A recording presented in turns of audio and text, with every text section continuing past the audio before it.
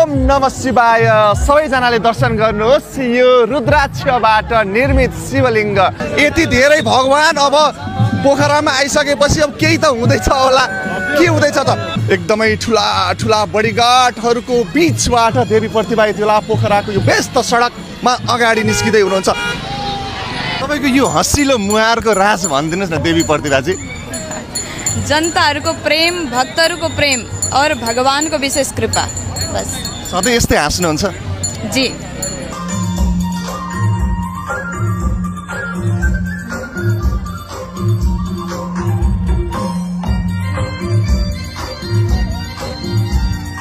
धार्मिक कोटी होम सुरु भइसकेको छ। सबैजना भक्तजनलाई एकपटक आइदिनका लागि म आग्रह गर्न चाहन्छु। निकै नै ठुलो, निकै नै विशाल कलश यात्रा आइसकेको छ प्रवेशद्वारमा र अब यहाँबाट प्रवेश हुँदैछ।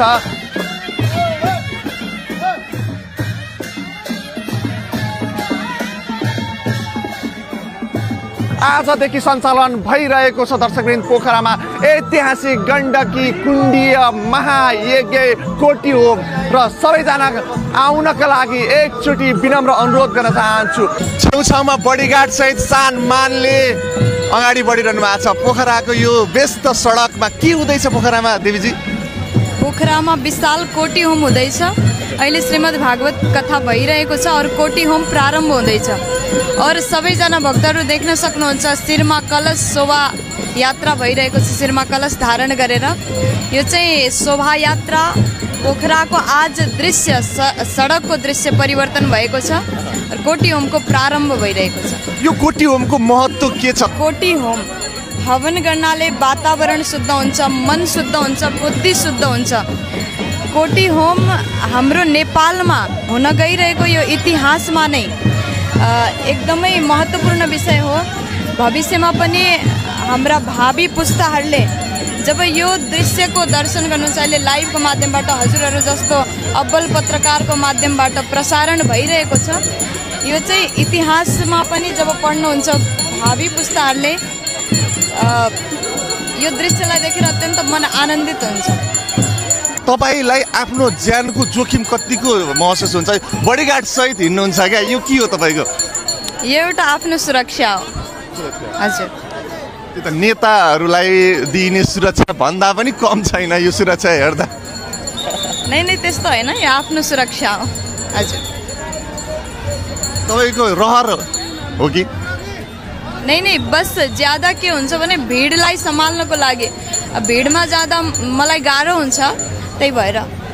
तपाईँको यो हँसिलो मुहारको राज भनिदिनुहोस् न देवी प्रतिभाजी। जनताहरूको प्रेम, भक्तहरूको प्रेम और भगवानको विशेष कृपा बस। सधैँ यस्तै हाँस्नुहुन्छ? जी। जनताहरूलाई के भन्न चाहनुहुन्छ? जनताहरूलाई हजुरहरू सबैजना आउनुहोस् पोखरामा। समस्त नेपालबाट आएर यो कोटी होमको दर्शन गर्नुहोस्, भागवत कथा श्रवणपान गर्नुहोस् और आफ्नो जीवनलाई धन्य बनाउनुहोस्। हस्, धन्यवाद। हामीसँग हुनुहुन्थ्यो कथावाचिका देवी प्रतिभाजी। देवी प्रतिभाजीको हेर्नुहोस् त यो शान, यो इज्जत, यो मान कुनै नेताभन्दा कम छ र? शान मानका साथ अहिले यहाँ कलश यात्रा चलिरहेको छ। यो के भइरहेको छ यसबारे क्वेसन अलिकति जानकारी दिनुहोस्। यति बेला मसँग हुनुहुन्छ बाल योगेश्वर विजय कृष्णमूर्ति महाराज र उहाँ यस कोटी होमको सङ्कल्पकर्ता पनि हुनुहुन्छ र म उहाँसँग थोरै यस विषयमा बुझ्न चाहन्छु केही कुराहरू। नमस्ते। नमस्ते, राधे राधे। हजुरलाई स्वागत छ। हजुरको सङ्कल्पमा यति ठुलो कोटी होम सम्पन्न हुँदैछ अहिले पोखरामा। आजदेखि यो सुरु भइसकेको छ।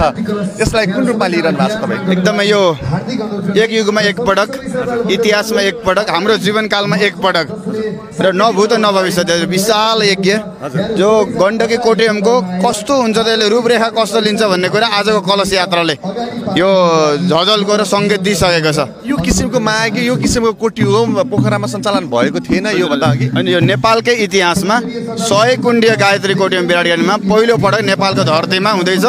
न पूर्वजहरूले न यो भविष्यका सन्ततिले देख्न सक्लान् या नसक्लान् त्यो किसिमको यज्ञ अहिले मातृभूमि नेपाल आमाको काखमा त्यो सुन्दर नगरी पोखरा बिरोडा 17 नम्बर वार्डमा भइरहेको छ।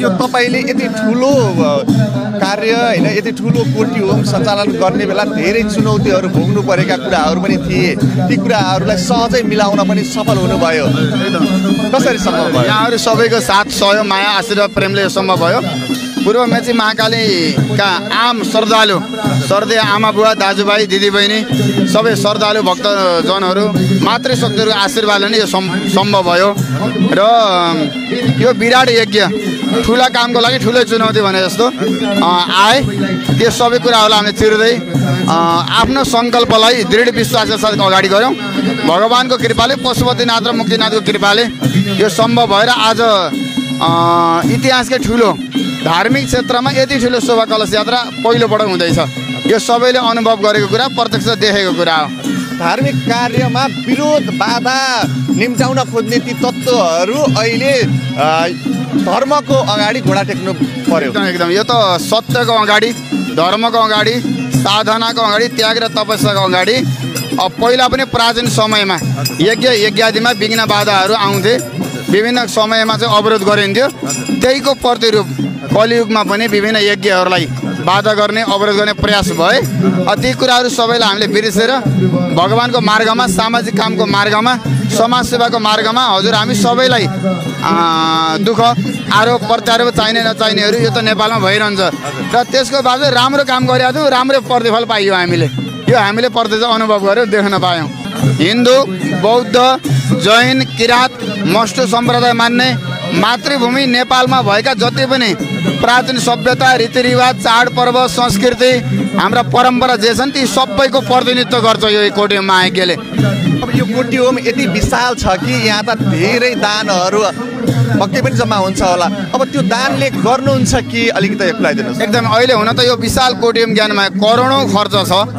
र यसको मूल उद्देश्य भनेको विश्वको कल्याणको लागि आम नेपालीको सुख शान्ति र समृद्धिको लागि सँगसँगै मानव सेवा फाउन्डेसन अक्षय कोष स्थापना गर्ने र अहिले ललितपुरमा सञ्चालित मामाघर आश्रम भक्तपुरमा सञ्चालित हाम्रो जो छोरीको घर ज्येष्ठ नारी आश्रमको सहयोगार्थ यो कार्यक्रम छ र यहाँका हरिहर मन्दिरको सर्वाङ्गीण विकासको लागि कैलाश धामको विकासको लागि मुक्तेश्वरको विकासको लागि सनातन धर्मको जगेर्नाको लागि नै यो यज्ञबाट सङ्कलित रकम खर्च हुन्छ यहाँ हजारौँ भक्तहरू आउनु भएको छ पानीको व्यवस्था गरिएको छ फ्रुटीको व्यवस्था फलफुलको व्यवस्था प्रसादको व्यवस्था यही भक्तहरूले दिएकै रकमबाट खर्च हुने हो यो सम्पूर्ण व्यवस्था त्यही भएर यज्ञबाट सङ्कलित 1 रुपियाँ रकम पनि कुनै दुरुपयोग हुँदैन अनियमितता हुँदैन यसलाई पारदर्शिता साथ अगाडि ल्याएर आम भक्तहरूको सेवामा पनि खर्च गर्छौँ हामीले भक्तजनहरूलाई यो कोटी होममा आउनका लागि के भनेर आग्रह गर्न चाहनुहुन्छ एकदमै यो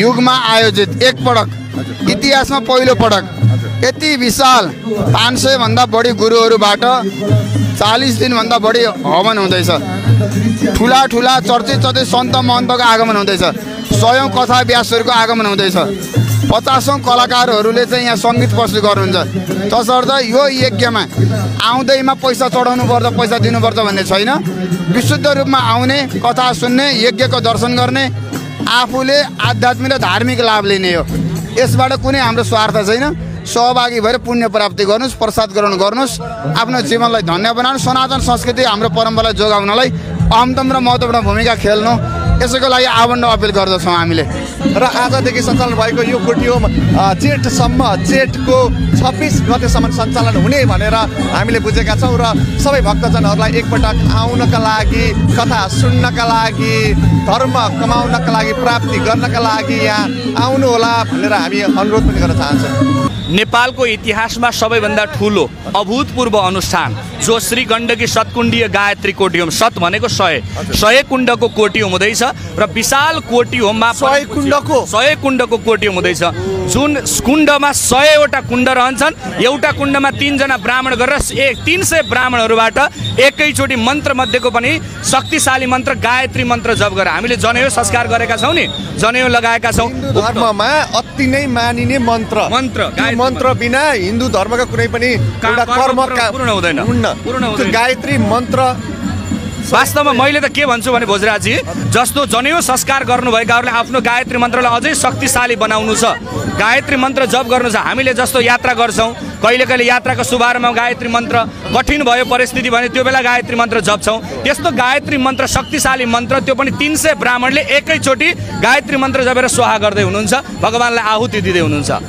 यो त अभूतपूर्व हो, ऐतिहासिक हो, अद्वितीय हो। नेपालको इतिहासमा अहिलेसम्म यत्रो अनुष्ठान थिएन भएको, छैन अहिलेसम्म, कसैले गर्न सकेन यो अहिलेसम्म। यो अहिले किन हुन लाग्छ? यो खास अहिले ठ्याक्कै हुनुको कारण के हो? यो देशको अवस्था, देशको परिस्थिति, देश उथल पुथल भयो, अब एउटा ट्र्याकमा लिनको लागि यसले कतिको महत्त्व? अब के हो भने सनातनीहरूको ध्वजा फहरिनुपर्छ, सनातनीहरू एक हुनुपर्छ, ओमकार परिवार एक हुनुपर्छ।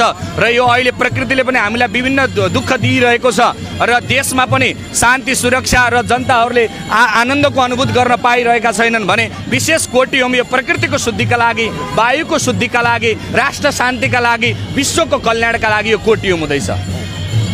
यसले हिन्दू धर्म मान्नेहरूका लागि मात्र महत्त्वपूर्ण भूमिका खेलिरहेछ कि यो कोटि होमले अथवा अन्य धर्मलाई पनि छुन्छ? प्रकृतिलाई हामी सबैले मान्छौँ, वायुलाई हामी सबैले मान्छौँ र हामी सबै यो धरतीमा छौँ। यो धरतीको कल्याण, यो प्रकृतिको शुद्धि, यो वायुको शुद्धि भनेको त सबै मानव कल्याण हुने हो नि त। तसर्थ यो सबैका लागि उत्तिकै महत्त्वपूर्ण छ।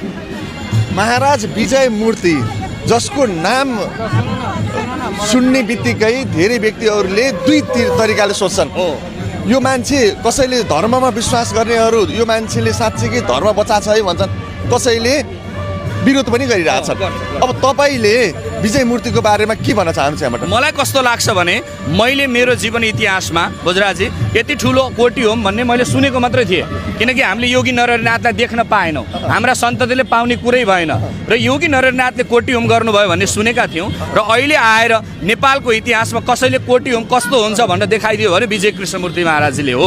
अब अझै हाम्रो सन्तति जस्तो तपाईँ हाम्रा छोराछोरी, हामीले कोटि होम कस्तो हुन्छ भने देख्न पाएका थिएनौँ। आज 100 कुण्डीय कोटि होम देख्न पाएका छौँ र हाम्रो संस्कार र संस्कृति र हाम्रो धर्मले दिएको कोटि होम हो नि त। र कोटि होमको यो दर्शन गर्न पाउनु भनेको, सबैलाई यो पुण्य कर्ममा जोड्न पाउनु भनेको एउटा साँच्चीकै भन्यो भने सनातनीको लागि, हाम्रा पुस्ताहरूका लागि एउटा अविस्मरणीय कर्म गरिदिने व्यक्ति हो विजय कृष्णमूर्तिजी महाराजजी। 11,111 कलश यात्रापछि अहिले यी कलशहरू यहाँ आइसकेका छन् र अब यी कलशहरू यहाँ राख्ने कार्यक्रम भइरहेको छ।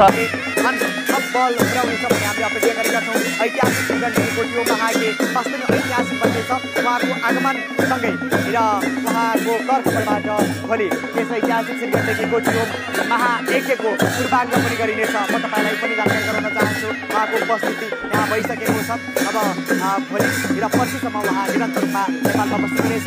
यस पोखराका अन्य पर्यटकीय क्षेत्रहरूको पनि उहाँले अध्ययन गर्नुहुनेछ, अवलोकन गर्नुहुनेछ।